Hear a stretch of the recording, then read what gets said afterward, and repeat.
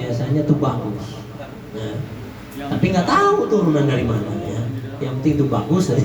Ya. Habib juga sama ya. Habib itu keturunan dzurriyyah Rasulullah, nggak tahu silsilahnya dari mana.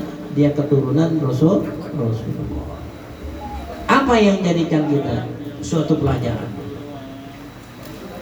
Fatimah Zahra ketika meninggal dibawa oleh 4 orang. Yang pertama Ali suaminya, yang kedua Hasan, yang ketiga Husain, yang keempat Abu Dar Al-Ghaffari. Abu Dar Al-Ghaffari. 4 orang dikubur di waktu malam ya. Jadi bolehlah apa ya, cara penguburan itu di waktu malam boleh. Lah ketika dibawa, ditaruh itu jenazah Fatimah di sisi kuburan. Kata Abu Dar Al-Ghaffari, wahai kubur, apakah tidak kamu tahu siapa ini yang datang masuk ke dalam kamu? Ini adalah Fatimah, putri Rasulullah Shallallahu Alaihi Wasallam, dan Ali orang yang diridhai, Hasan Husain anak keduanya. Kemudian terdengar itu suara di dalam kuburan itu, mereka mendengar, saya ini bukanlah tempat keturunan dan pangkat. Kata kubur, saya ini bukanlah tempat keturunan, bukan tempat pangkat. Ana maudhi'u amal salih. Saya itu adalah tempat amal salih. Paham? Kita cepat atau lambat akan masuk ke dalam kubur. Rumah kita yang pasti 2 kali 1. Kalau kita punya rumah di Duta Mas jauh lah ya, rumah di Pondok Indah jauh harganya, jauh segala-galanya. Tapi kalau punya pondok 2 kali 1, nah itu pasti. Saya ini kata kubur bukanlah tempat keturunan. Mau keturunan jenderal, mau keturunan kiai, mau keturunan abuya, mau keturunan presiden, mau keturunan RT, RWA, nggak ada. Kemudian pangkat, mau pangkat apa dia meninggal? Waktu pangkat RT nggak ada masalah.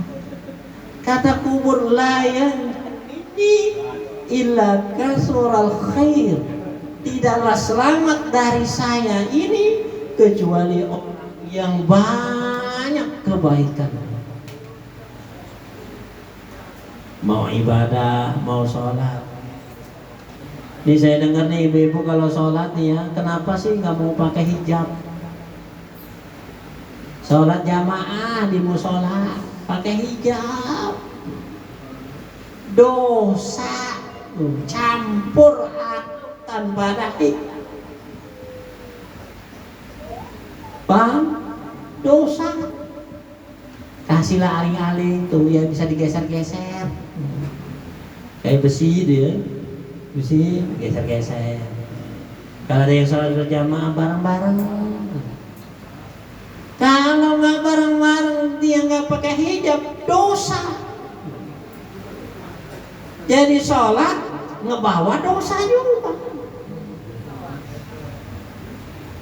Jadi bagaimana pengurus musola mau nggak mau fasilitasi lah ibu-ibu. Tahu sendiri kalau ibu-ibu suruh naik ke atas malas, ibu ya, malas. Udah sekarang ganti bapak-bapaknya naik ke atas. Ya ibu-ibu di bawah, udah sholat di bawah. Ya cuma bentuknya begini ya, bagaimana ya kan? Ya. Mesti ada penghalang, ada hijab antara laki-laki dengan wanita. Dosa. Dosa itu nggak berasa sekarang. tapi nanti di dalam kubur. Apa kata Allah Subhanahu wa ta'ala? Difirmankan di dalam Al-Qur'an Al-Karim, "Fala tahsabannallaha ghafilan 'amma ya'malun." Jangan kamu kira Allah itu lupa dari apa-apa yang berbuat orang-orang zalim. Innama yu'akhiruhum liyaumin tashkhasu fihi al-absar.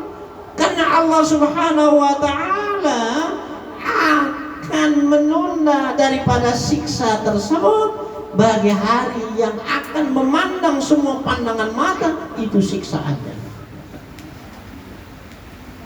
Dosa yang kita lakukan dampaknya belum ada, Allah tunda. Mau yang sholat, mau yang gak sholat, sama ya? Sama. Mau yang ikut maulid, mau yang gak ikut maulid, sama. Tapi niat nanti pada hari yang Allah tentukan, yaitu kapan? Pada waktu masuk ke dalam kubur. Yang kita takutkan adalah hukum Allah Subhanahu wa ta'ala. Orang berbuat aniaya itu ada 3 menurut Rasulullah Sallallahu Alaihi Wasallam. Yang pertama aniaya yang gak bakal diampuni oleh Allah Subhanahu wa ta'ala. Apa itu? Yaitu perbuatan syirik, menyekutukan kepada Allah, gak bakal diampuni oleh Allah Subhanahu wa ta'ala.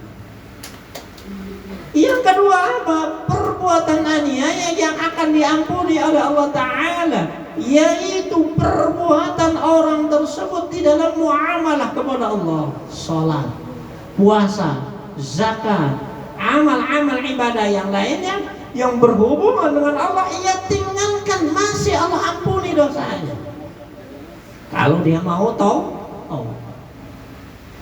Dia nggak mau sholat berarti dia menganiaya dirinya sendiri. Dia nggak mau ngaji, dia nggak mau ibadah, berarti menganiaya diri pribadinya sendiri, bukan orang lain, tapi pribadinya sendiri. Ya, ketua musola atau segala macam ya, ngadain masalah sholat, tapi yang ikut sholat berapa orang? Jadi kita mah ada sholat mingguan, ada sholat tahunannya, gitu.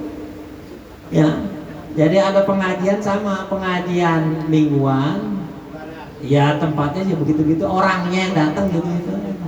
Ada pengajian apa tahunan, kayak maulid nih, pengajian tahunan itu ya, lumayan rame ya, gitu. Sama sholat juga, ada sholat yang 5 waktu dia kerjain, ada sholat yang cuma hanya seminggu sekali, hari Jumat sholat. Adapun yang lainnya nggak sholat ya. Kemudian ada yang sholatnya itu setahun sekali, apa? Lebaran. Waktu lebaran giliran sholat subuh nggak ada, giliran sholat lebaran nggak di mana-mana. Ya, nah itulah manusia terjadi seperti demikian. Jangan kita aneh, jangan kita asing. Nah, kalau orang tersebut nggak mau berbuat apa yang diperintahkan oleh Allah Ta'ala, sama saja menzalimi pribadinya. Nah kita nih ya, sebagai mubaligh atau seorang ustadz mau nggak mau rasa sayang kepada manusia supaya mau ibadah. Kalau udah mau ibadah mesti sesuai dengan hukum agama. Sholat maunya cabut dulu, nanti kalian ini laki-laki, ini perempuan sampingnya ya kan gitu ya. Nih apa diselang-seling, laki perempuan, laki perempuan. Ibu-ibu mau nggak mau sholatnya harus pakai hijab, penghalang. Kalau nggak ada penghalang, sama saja masih dosa. Kemudian yang ketiga, ada suatu perbuatan aniaya yang mana tidaklah Allah tinggalkan perbuatan aniaya tersebut, yaitu orang yang berbuat aniaya kepada manusia dengan manusia. Apa itu? Utang piutang. Ibu-ibu jangan suka ngutang ya. Ngutang dulu ya. Sekarang mah online ya ngutangnya. Apa namanya? Kan gitu ya. Sejak online. Jangan. Kasihan suami. Suami udah keras berjuang untuk keluarganya, jangan terlalu banyak beban. Kalau istri yang soleha, menurut keterangan, ketika suaminya itu kelihatan pusing, ditanya oleh istrinya, "Bang, kenapa abang kayaknya mood aja? Kok nggak ada ceria-cerianya?" Kata istrinya, "Bang, kalau engkau mikirkan masalah duniawi, engkau janganlah terlalu banyak pikirkan duniawi." "Saya nggak setuju," kata istrinya. "Tapi kalau engkau mikirkan tentang akhirat, baru saya setuju."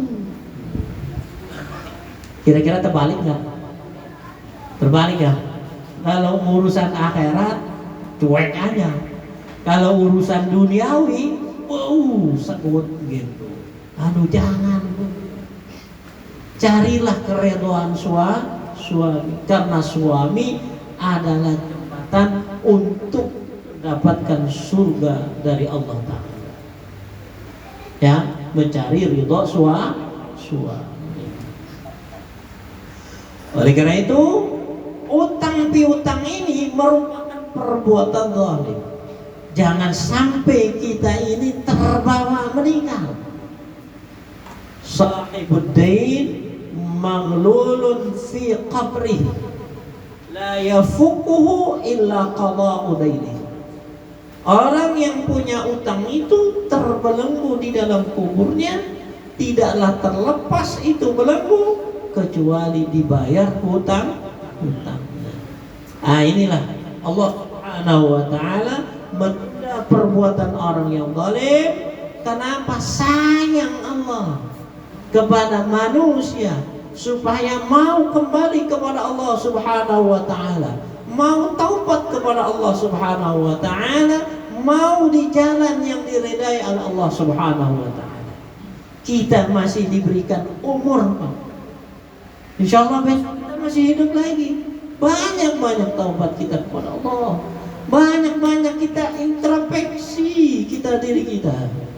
Janganlah kita introspeksi orang lain, introspeksilah diri kita. Cari aib kita, cari kesalahan kita. Jangan kita cari aib orang lain, jangan cari kesalahan orang lain, cari kesalahan diri kita. Banyak kesalahan supaya apa? Yang pertama diampuni oleh Allah Subhanahu wa ta'ala. Oleh karena itu ya, kita dengan adanya memperingati Maulid Nabi Sallallahu Alaihi Wasallam, yang pertama tolong jangan banyak utang. Udah baru lunas utang lagi. Boleh utang, tapi jangan banyak. Tuh teladan Nabi. Kalau pengen ngikutin Nabi, pertama jangan banyak utang. Yang menjadi retak buku rumah tangga adalah utang piutang. Yang menjadi problem ribut melulu di dalam rumah tangga, utang piutang. Cobalah belajar qanaah, apa yang diajarkan oleh Nabi kita Muhammad Sallallahu Alaihi Wasallam. Demikianlah apa yang bisa saya sampaikan dan bermanfaat dan bisa diterima. Mudah-mudahan Allah berikan kita ilmu yang bermanfaat, kita bisa menjalankan apa yang dibawa oleh syariat Nabi kita Muhammad Sallallahu Alaihi Wasallam. Nanti ada ceramah yang berikutnya. Saya mohon maaf apabila menyinggung kepada bapak-bapak, ibu. ketika saya menyampaikan apa yang saya sampaikan itu ya, jadi nggak ditambahi, nggak dikurangi, yang terjadi ya seperti itu. Wabillahi taufiq wal hidayah. Afwan minkum. Wassalamualaikum warahmatullahi wabarakatuh. Waalaikumsalam warahmatullahi wabarakatuh.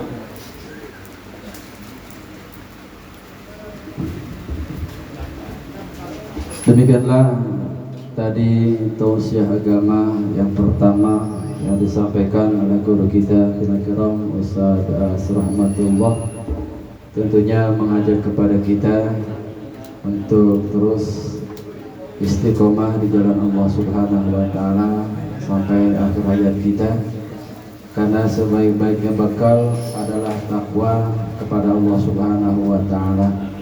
Ini merupakan satu pertama di bulan ini, di tahun ini, di masa pandemi. Alhamdulillah kita bisa mengadakan daripada peringatan Maulid Nabi besar Muhammad SAW, walaupun tidak semeriah yang seperti kita kira. Namun demikian, insya Allah tidak mengurangi rasa hormat dan tajim serta mahabbah kita kepada Rasulullah SAW. Kalau kata kita mah ngaden aja, walaupun sederhana yang penting meriah, kan begitu. Bagaimana cara itu meriah? Kalau yang datangnya sedikit. Meriah acara itu kalau datangnya orang banyak, dan penceramahan juga yang ngetop, itu sudah pasti, gitu kan. Kalau penceramah ustaz biasa-biasa aja, yang datang ya orang biasa-biasa aja, dan mukanya juga itu aja. Yang masuk surga ya itu juga, itu maksudnya. Betul? Oleh karena itu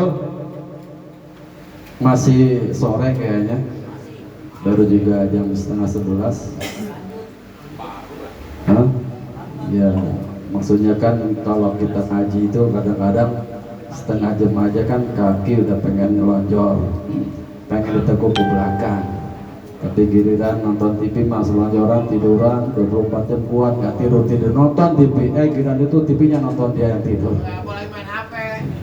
Oleh karena itu, untuk menambah semangat dan semaraknya, insya Allah akan kita tampilkan kembali tim Outroh Majlis Ta'lim.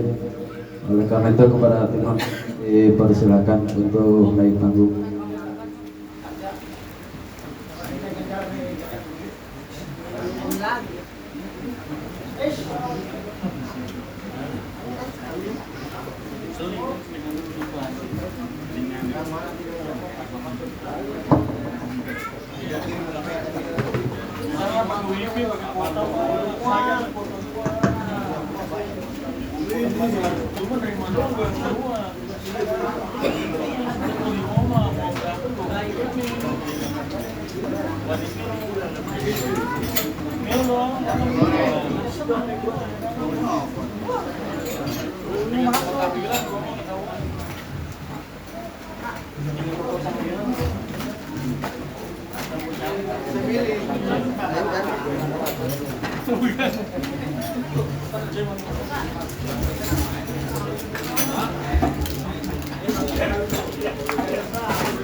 Allahumma salli wa sallim wa barik alaihi